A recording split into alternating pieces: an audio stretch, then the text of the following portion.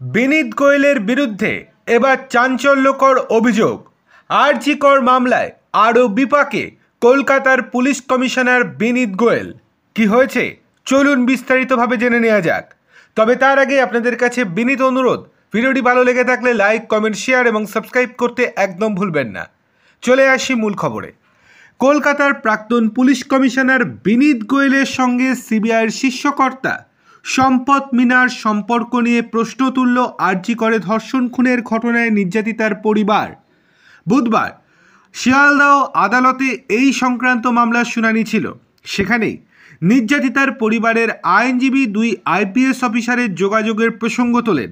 তিনি জানান, বিনীত এবং সম্পদ একই ব্যাচের আইপিএস, অর্থাৎ তাদের প্রশিক্ষণ একসঙ্গে হয়েছিল এবং তাদের মধ্যে যোগাযোগ রয়েছে এবং ঘনিষ্ঠ সম্পর্কও রয়েছে।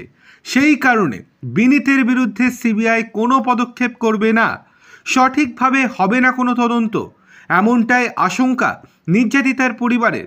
তাদের এই দাবি অবশ্য উড়িয়ে দিয়েছে সিবিআই। তাদের পাল্টা বক্তব্য, ব্যাচমেট হওয়া অপরাধ নয়, বিনীতের বিরুদ্ধে অপরাধে যুক্ত থাকার কোনো প্রমাণ মেলেনি, সেই কারণেই তার বিরুদ্ধে কোনো পদক্ষেপ করা হয়নি। বুধবার আদালতে আরজি কর কাণ্ডে স্ট্যাটাস রিপোর্ট জমা দিয়েছে সিবিআই। নির্যাতিতার আইনজীবী ফিরোজ এডুলুজি এই মামলার তদন্তকারী অফিসারের দক্ষতা নিয়ে প্রশ্ন তুলেছেন, টেনেছেন উত্তরপ্রদেশের হাথরাস কাণ্ডের প্রসঙ্গ। অভিযোগ, আরজি করের ঘটনায় সিবিআইয়ের যে তদন্তকারী অফিসার রয়েছেন তিনিই ছিলেন হাথরাসে। উত্তরপ্রদেশের ওই ঘটনায় 3 জন অভিযুক্ত খালাস পেয়ে যান, 1 জন দোষী সাব্যস্ত হন, আদালতে জানিয়েছেন পরিবারের আইনজীবী। এছাড়াও তার বক্তব্য, বিনীত এবং সম্পদ ব্যাচমেট, তাই তার বিরুদ্ধে কোনো তদন্ত করাই হবে না।